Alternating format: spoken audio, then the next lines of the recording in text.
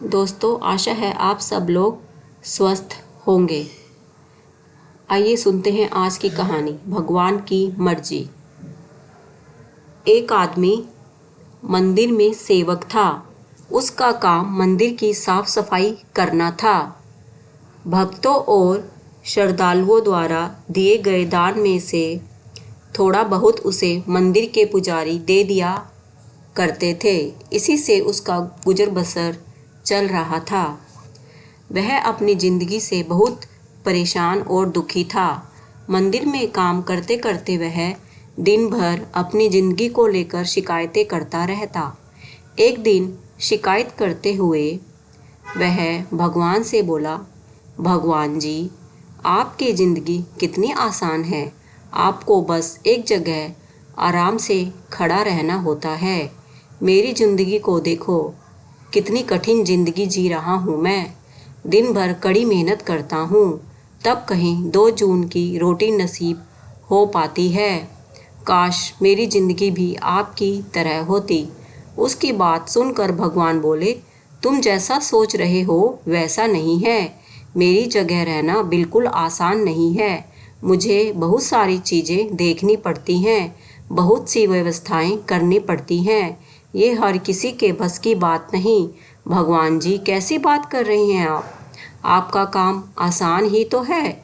आपकी तरह तो मैं भी दिन भर खड़े रह सकता हूँ। इसमें कौन सी बड़ी बात है? मंदिर का सेवक बोला, तुम नहीं कर पाओगे। इस काम में बहुत धैर्य की आवश्यकता पड़ती है। भगवान बोले, मैं ज़रूर कर पाऊँगा। आप मुझे एक दिन अपनी ज़िंदगी जीने दीजिए। आप जैसा बताएंगे मैं वैसा ही करूँगा। मंदिर का सेवक जिद करने लगा। उसकी जिद के आगे भगवान मान गए और बोले, ठीक है, आज पूरा दिन तुम मेरी ज़िंदगी जियो। मैं तुम्हारी ज़िंदगी जीता हूँ, लेकिन मेरी ज़िंदगी जीने के लिए तुम्हें कुछ शर्तें माननी होंगी। मैं हर शर्त मानने को तैयार हूँ भगवान जी, सेवक बोला। ठीक है, तो ध्यान से सुनो। मंदिर में दिन भर बहुत से लोग आएंगे और तुमसे बहुत कुछ कहेंगे। कुछ तुम्हें अच्छा बोलेंगे तो कुछ बुरा। तुम्हें हर किसी की बात चुपचाप एक जगह मूर्ति की तरह खड़े रहकर धैर्य के साथ सुननी है और उन पर कोई प्रतिक्रिया नहीं देनी है। सेवक मान गया।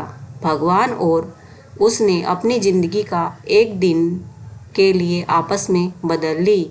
सेवक भगवान की जगह मूर्ति बनकर खड़ा हो गया और भगवान मंदिर की साफ सफाई का काम निपटाकर वहां से चले गए।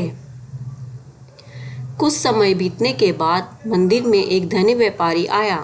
भगवान से प्रार्थना करते हुए वह बोला, भगवान जी, मैं एक नई फैक्ट्री डाल रहा हूँ।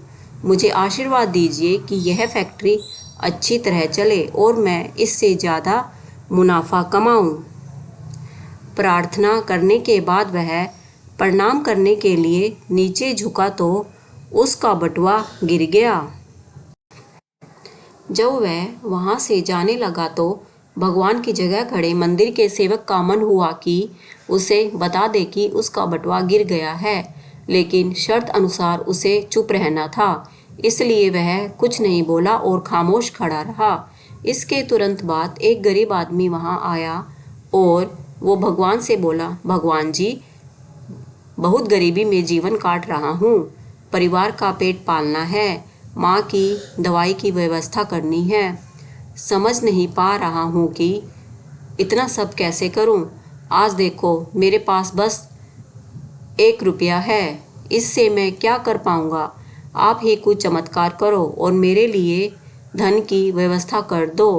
प्रार्थना करने के बाद जैसे ही वह जाने को हुआ, उसे नीचे गिरा व्यापारी का बटुआ दिखाई दिया। उसने बटुआ उठा लिया और भगवान को धन्यवाद देते हुए बोला, भगवान जी, आप धन्य हैं। आपने मेरी प्रार्थना इतनी जल्दी सुन ली। इन पैसों से मेरा परिवार कुछ दिन भोजन कर सकता है। माँ की दवाई की भी व्यवस्था हो जाएगी। भगवान जी को धन्यवाद देकर वह वहाँ से जाने लगा। तब भगवान बने मंदिर के सेवक का मन हुआ कि उसे बता दे कि वह बटुआ तो व्यापारी का है, उसे मैंने नहीं दिया है। वह जो कर रहा है वह चोरी है। लेकिन वह चुप रहने के लिए विवश था, इसलिए मन मारकर चुप खड़ा रहा। मंदिर में आने वाला तीसरा व्यक्ति एक नाविक था। वह 15 दिन के लिए समुद्री यात्रा पर जा रहा था। भगवान से उसने प्रार्थना की कि उसकी यात्रा सुरक्षित रहे और वह सकुशल वापस आ सके। वह प्रार्थना कर ही रहा था कि धनी व्यापारी वहां आ गया और वह अपने साथ पुलिस भी ले आया था।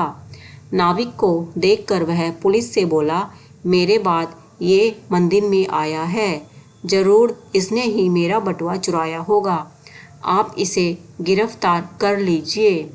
पुलिस नाविक को पकड़कर ले जाने लगी। भगवान बने आदमी को अपने सामने होता हुआ ये अन्याय सहन नहीं हुआ। शर्त अनुसार उसे चुप रहना था, लेकिन उसे लगा कि बहुत गलत हो चुका है। यदि मैं अब भी चुप रहा तो एक बेकसूर आदमी को व्यर्थ में ही सजा भुगतनी पड़ेगी। उसने अपनी चुप्पी तोड़ते हुए कहा, आप गलत व्यक्ति को पकड़ कर ले जा रहे हैं। ये बटुआ इस नाविक ने नहीं, बल्कि इसके पहले आए गरीब व्यक्ति ने चुराया है। मैं भगवान हूँ और मैंने सब देखा है। पुलिस भगवान की बात कैसे नहीं मानती। उनकी बात मानकर उन्होंने नाविक को छोड़ दिया और उस गरीब आदमी को पकड़ लिया जिसने बटुआ लिया था। शाम को जब भगवान वापस आए तो मंदिर के सेवक ने पूरे दिन का वृत्तांत सुनाते हुए उन्हें गर्व के साथ बताया कि आज मैंने एक व्यक्ति के साथ अन्याय होने से रोका है। देखिए, आपकी ज़िंदगी जीकर आज मैंने कितना अच्छा काम किया है। उसकी बात सुनकर भगवान बोले, ये तुमने क्या किया? मैंने तुमसे कहा था कि चुपचाप मूर्ति बनकर खड़े रहना, लेकिन वैसा ना कर तुमने मेरी पूरी योजना पर पानी फेर दिया। उस धनी व्यापारी ने बुरे कर्मों द्वारा इतना धन कमाया है। यदि उसमें से कुछ पैसे गरीब आदमी को मिल जाते तो उसका भला हो जाता और व्यापारी के पाप भी कुछ कम हो जाते। जिस नाविक को तुमने समुद्री यात्रा पर भेज दिया है, अब वह जीवित वापस नहीं आ पाएगा। समुद्र में बहुत बड़ा तूफान आने वाला है। यदि वह कुछ दिन जेल में रहता तो कम से कम बच जाता। सेवक को यह सुनकर एहसास हुआ कि वह तो बस वही देख पा रहा था जो आंखों के सामने हो रहा था। उन सब के पीछे की वास्तविकता को वह देख नहीं पा रहा था। जबकि भगवान जीवन के हर पहलू पर विचार कर अपनी योजना बनाते हैं और लोगों के जीवन को चलाते हैं। हम सब भी भगवान की योजनाओं को समझ नहीं पाते। जब हमारे साथ कुछ गलत हो रहा होता है या हमारे हिसाब से कुछ नहीं हो रहा होता है तो अपना धैर्य खोकर हम भगवान को दोष देने लगते हैं। हम ये समझ नहीं पाते कि इन सब के पीछे भगवान की कोई ना कोई योजना छुपी हुई होती है। ऐसे समय में हमें भगवान पर विश्वास रखकर धैर्य धारण करने की आवश्यकता है। इसलिए चिंता न करें। यदि आपकी मर्जी से कुछ नहीं हो रहा तो इसका अर्थ यह है कि भगवान की मर्जी से हो रहा है और भले ही देर से ही सही, भगवान की मर्जी से सब अच्छा ही होता है। दोस्तों, आपको आज की कहानी पसंद आई है तो लाइक का बटन दबाओ और ऐसी ही अच्छी अच्छी कहानियाँ सुनने के लिए मेरे चैनल को सब्सक्राइब करो। नमस्कार।